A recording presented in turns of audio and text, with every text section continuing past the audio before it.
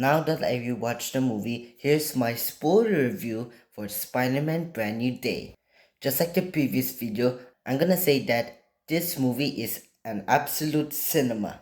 This movie is on top 3 on part with Avengers Infinity War and Captain America The Winter Soldier.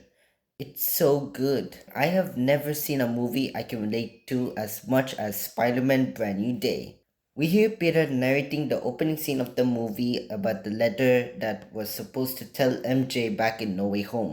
After No Way Home, Peter is completely alone. Nobody remembers who he is.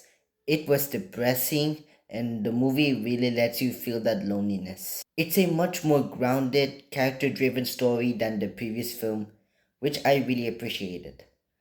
Dustin is a huge upgrade, and I want him to direct Spider-Man 5 and Spider-Man 6 to complete the new Spider-Man trilogy. I will admit, I do wish some of the villains get more screen time, like Scorpion, Boomerang, Tarantula, Ramrod, and especially Marvin Jones III as Tombstone.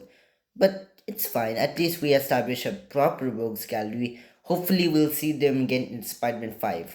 Then Sadie Sink's mystery character Will as Jean Grey is a perfect casting, and it's so obvious, and so many viral videos and photos like in Google shows that Sadie Sink is obviously Jean Grey. Yeah, sure, Jean Grey was the main antagonist in this movie, even though she's not really evil.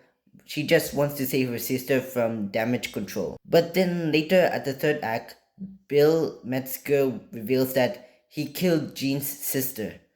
I'm 100% sure that Stranger Things fans and non Stranger Things fans are going to watch this movie because Sadie Sink is in the movie. I can't wait for Sadie Sink to continue playing as Jean Grey for future projects and obviously the reboot X-Men movies, because both Jean Grey and Scott Summers, aka Cyclops, are Professor X's first students. I don't think the movie has an actual villain. The true evil Peter had to overcome was depression and loneliness. I respect Destin for trying something different to this movie. Hopefully, Spider-Man 5 needs an actual main villain. I just love how Destin does world building with his MCU movies like with Brand New Day. Every other iconic MCU character was to serve Peter's journey in that film, like Yelena, who is now the new Black Widow to honor Natasha's legacy. Jean Grey were in this movie to show how important it is to have a support system and how you should not be alone. And then Punisher was there to show what happens if Peter commits to being Spider-Man full-time, and Hulk was there to show what happens if he keeps suppressing his powers. All these characters work with the story they were trying to tell. The Hulk and Bruce Banner, even though they're barely in this movie, at least they have good moments.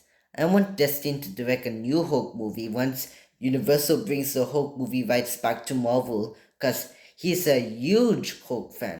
I also love how New York feels alive in this movie, like especially at the end, where everyone went to the hospital to support their friendly neighborhood hero and were cheering his name. And dude, that was so heartwarming. The Punisher was hilarious. I love how he was grunting while wearing the Spider-Man mask, like he genuinely cares for Peter.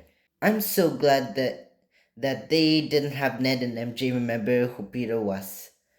But like with MJ, they flat out confirm that all of her memories with Peter are gone. Like, not anymore. When MJ says to Peter, I don't love you, I don't even know you, man, like it made me cry and it breaks my heart. It really hurts. I love how the movie perfectly mixed with practicality and CGI. The more I think about Brand New Day, the more I genuinely love this movie.